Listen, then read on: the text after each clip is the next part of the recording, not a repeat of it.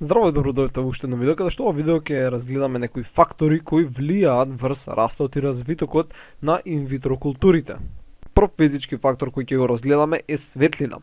И првата карактеристика на светлината за растенијата е фотопериодот, односно должината на денот, односно време траењето на изложеност на светлина на растенијата. И би можеле да речеме дека при природни услови растенијата се изложени на околу 12 часа светлина и 12 часа темнина. Нормално тоа зависи во кој дел од планетата Земја се наоѓа растенијето, кое време од годината е, но тоа се некои си средни вредности.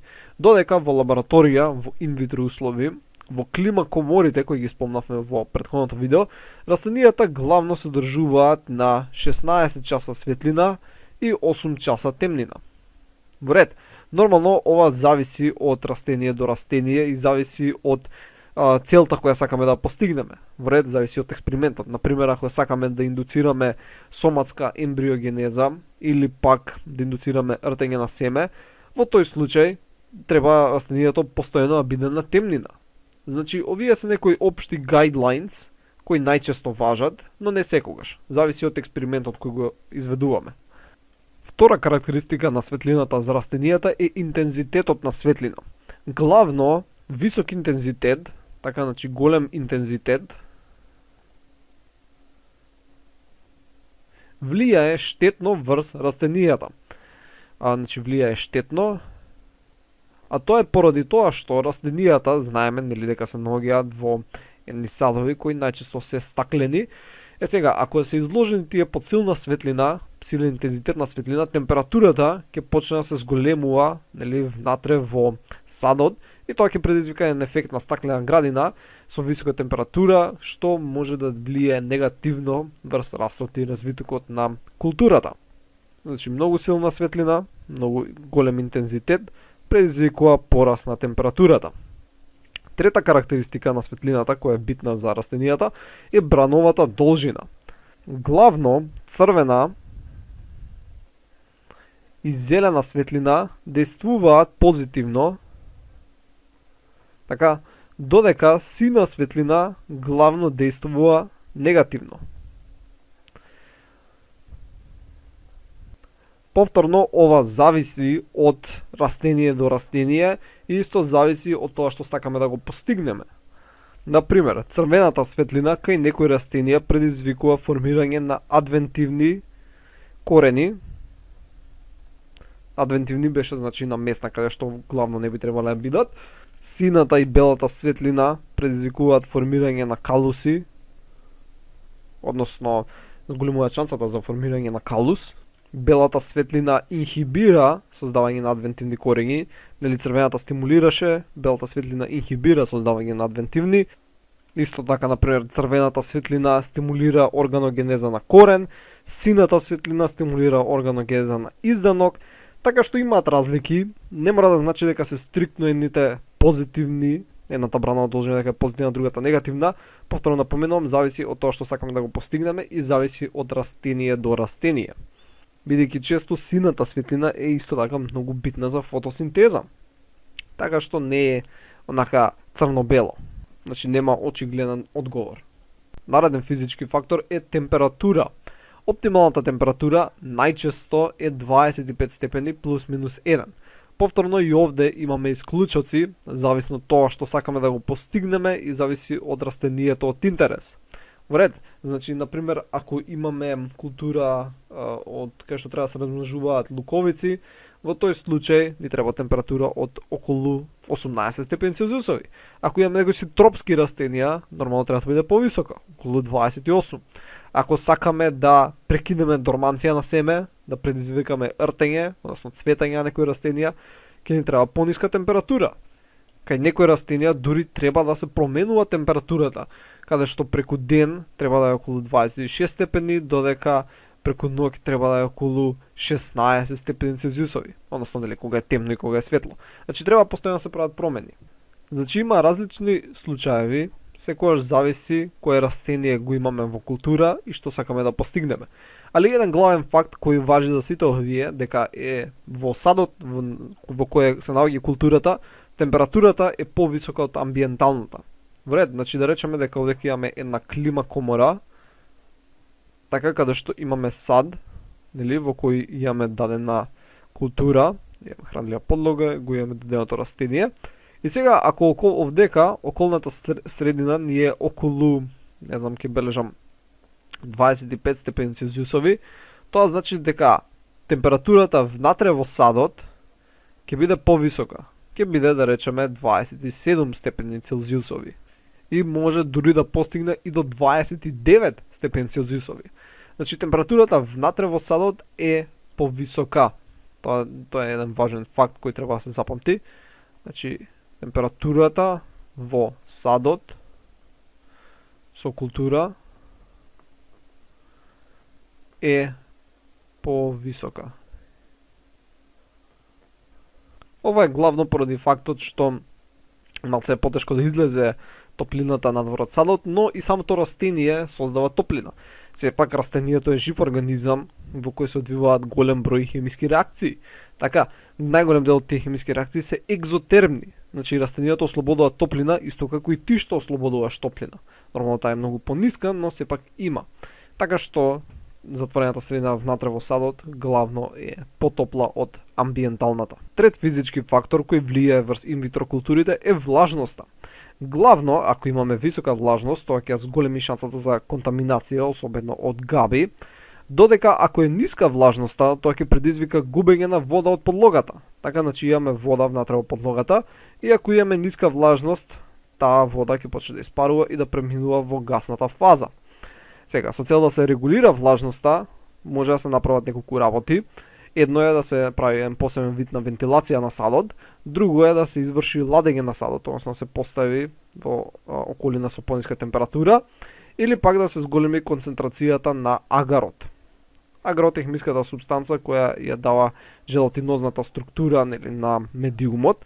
Многу често влажноста внатре во садот постигнува дури и 100%.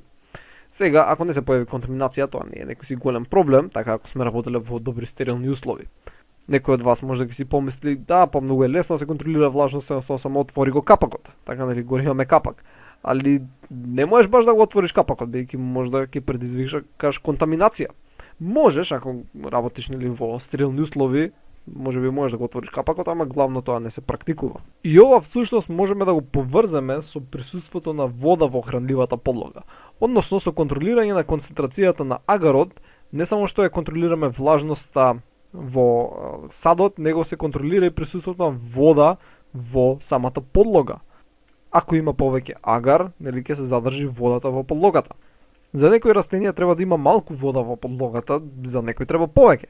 Обично кога има повеќе вода во подлогата, односно ако има хиперхидратација, така например, ќе бележам, ако има многу молекули вода, така ако има хиперхидратација,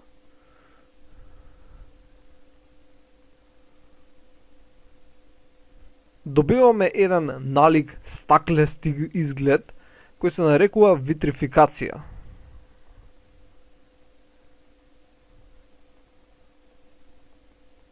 Така, значи, ако има многу вода, се добива еден налик стаклест изглед.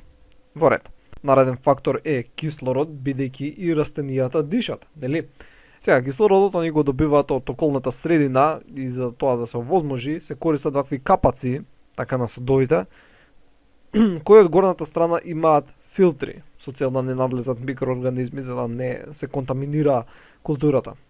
Нормално, вакви капаци се малце поскапи, така што не ги користат сите лаборатории, него едноставно капакот се остава малце полабаво, така што може да навлезе воздух. На сличен принцип како што работат петриевките, така кога имаш петриевка, имаш горен, така, горен и долен капак, и сега има овдека малце како простор и влегува малце воздух, али најчесто не влегуваат, нели, микроорганизми. А за успешна аерација на течен медиум се користат тресалки, односно например, елемаерката се поставува на тресалка, така што мора да се промешува од време на време со цел да може кислородот да навлезе во медиумот. Бидејќи молекулите на кислород, така да речеме дека десно дешо бежано виолетовите, они споро би влегле у медиумот, но ако го ставиш на подвижна тресалка, така малце ги раздвижиш ќе овозможиш подобра дифузија на кислородот во медиумот. Нареден газ е всушност CO2. Сега CO2, иако е многу потребен во природни услови, во инвитро култури обично не се следи колку CO2 има, бидејќи најголем дел од јаглеродот растенијата всушност го добиваат од сахарозата, која се наоѓа нели внатре во хранливата подлога. Значи внатре во хранливата подлога имаме сахароза која ги задоволува потребите на јаглерод за растенијето. Во ред, тоа беа физичките фактори. Сега постојат многу фактори кои произлегуваат од самите растенија, односно од видот на растенијето, од експлантантот кој ќе го користиме, кои влијаат врз растот и развојот на инвитро културата. Првиот фактор кој произлегува од растенијето е генотипот. Односно, дикотилидоните многу подобро се регенерираат наспрема монокотилните или пак четинарите. Во ред, значи имаат подобра способност за регенерација. И ова најчесто може да се увиди дури и ин виво, така во природа кога се наоѓаат растенијата. Ако подобро се регенерираат во природа, најчесто и подобро ќе се регенерираат ин витро.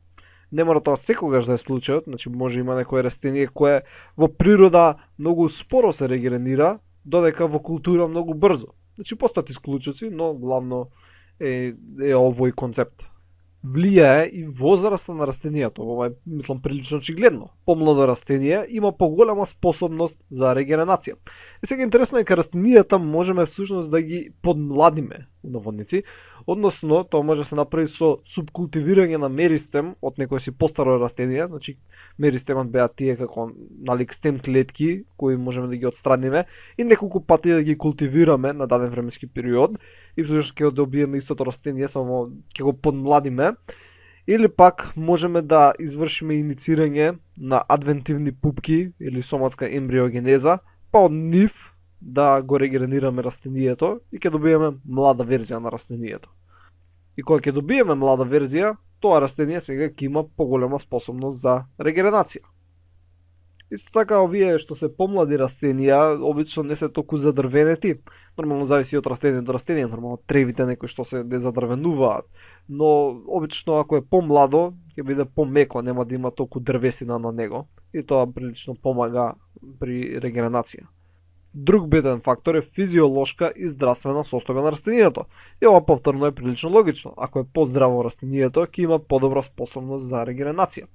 И сега обично кога се бираат експлантанти од здраво растение, се бираат тие делови од растенијето кои се наоѓаат во вегетативна фаза, бидејќи имаат подобра способност за регенерација, споредено во тие кои што се наоѓаат во генеративна фаза. И сега интересно е кај растенијата всушност ние можеме да им ја подобриме физиолошката состојба со тоа што ќе ги третираме со фитохормони, што се налик у наводници стероиди. И ќе се подобри физиолошка способност, ќе иницираат создавање на јувенилни изданоци и понатаму тие ќе можеме да ги култивираме. Значи годишен период во кој се земаат експлантантите, ова е битно бидејќи зависно околната средина на растенијето може да има поголема или помала регенеративна моќ. Например, ако има голема влажност, ниска температура, тоа предизвикува прерано прекинување на дорманција, или пак ако има ниска количина вода, висока температура нели во лето, суша, може би има намален раст и така натаму. Значи различни средини во кои може да се најде растенијето. Значи треба да се избере најпогодниот период, кај што ќе ни овозможни најдобра регенерација на даденото растение. Наредно е местоположбата од која ги земаме експлантантите од растенијето.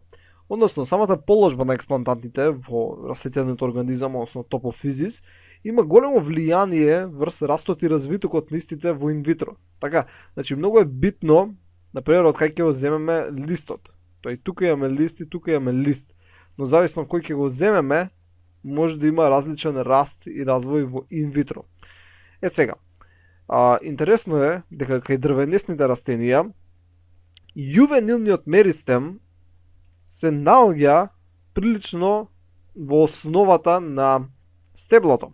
Односно, што идеме подалеку од коренот, во тој толку е постар меристемот. Во ред? Значи, меристемот што се наоѓа кај вратот кај коренот е всушност помлад, дека нека ќе обележам, него тој што се наоѓа на краевите. Бред. Значи, што подалеку се наоѓа од вратот на коренот, толку е меристемот постар. Така, значи, овој ќе бележам дека е стар, а овој дека е млад меристем. Значи, збориме за меристем, бидејќи гранките растат од краевите, нели? Гранките, дрвото не расте од основата, дрвото расте на краевите. Добиваш нови гранки и тие стануваат подебели, на крај на нив добиваш уште помали, посетни и така натаму. Значи, гранките тоа си растат од краевите, додека меристемот е обратно од тоа. Значи, он во основата е помлад, додека на краевите е постар. Значи, ако изолираш меристем, треба ова да го имаш во предвид. Дека меристемот на краевите е стар, меристемот во основата е млад. Океј.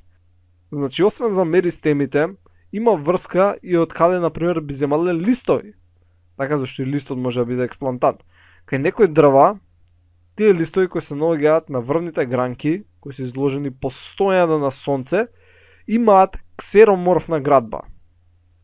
Така, значи листовите кои се наоѓаат на врвот имаат ксероморфна, додека некои листови кои се наоѓаат во основата на дрвото, така, на долните гранки, имаат хигроморфна градба. Значи хигроморфна градба. Тоа е поради тоа што тие кои се наоѓаат во горните делови се поизложени на сонце, тука е потопло и затоа има таква ксероморфна која е налик градба за суша. Океј, не е баш, али така нешто. Додека тие кои се наоѓаат во основата, бидејќи е тука поладно, позасенчено, има поголема влажност и слично, те имаат хигроморфна. Така. Сега тоа значи дека мора да си предпазлив какви експлантанти зимаш. Сега, дали ти треба ваков лист или ти треба ваков. Иако тие се наоѓаат на истото дрво, тие се всушност различни. Значи треба да се имаат некои работи како ова во предвид. Сега ако ќе избереш, например што се каже да земеш, например би требало овој лист, океј, сега треба да го однесам во култура. Друг битен фактор е повредата на експлантантот, бидејќи ти мора да го скинеш. Во ред? Сега ти кој ќе го скинеш, може да си го скинал, не знам, вака некако си го скинал парчето лист, во ред?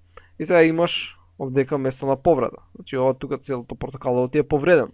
Или пак си го скинал во основата, што не е баш окей, мислам, можеш и така, али окей. Ако си го скинал во местото на основата, така само тука ќе биде повредата. Сега, од местото на кај што е повредено, всушност се излачува етилен. Така од местото на повреда, се излачува етилен, кој е всушност многу битен за регенерација, односно делба на клетките и промена на морфологијата на формираните органи. Така што треба да се знае колкава повредена област треба да има.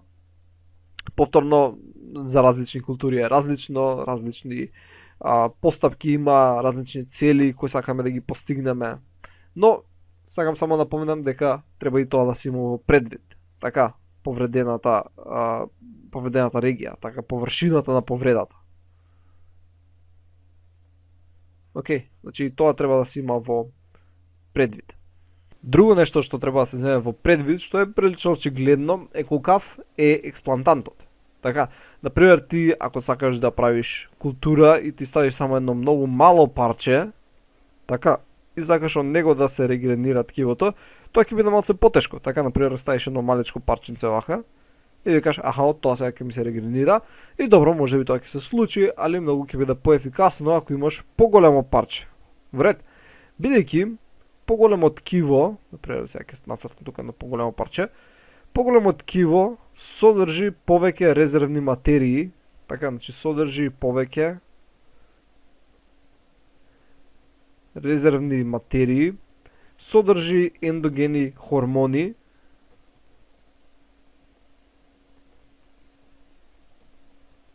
тоа значи е помалку зависно на медиумот.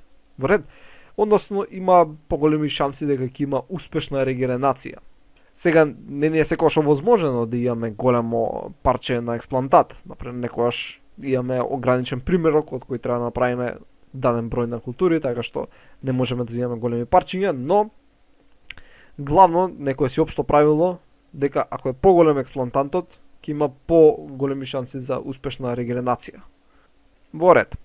Тоа беше главно се за ова видео, се надам дека научивте нешто ново. Значи видовме различни фактори кои влијаат врз растот и развитокот. Прво видовме некои физички фактори, нели, светлина, температура, влажност, кислород, CO2. И после видовме некои фактори кои произлегуваат, нели, од самата работа и од самото растение. Океј, значи генотипот, основно видот на растението, колку е старо, колку е здраво, од кој временски период го зимаме, нели, кој дел од растението го зимаме, колкава е повредата и така натаму. Оред, тоа беше се за ова видео, се надам дека научивте нешто ново и ќе се видиме во наредното видео. Довидување.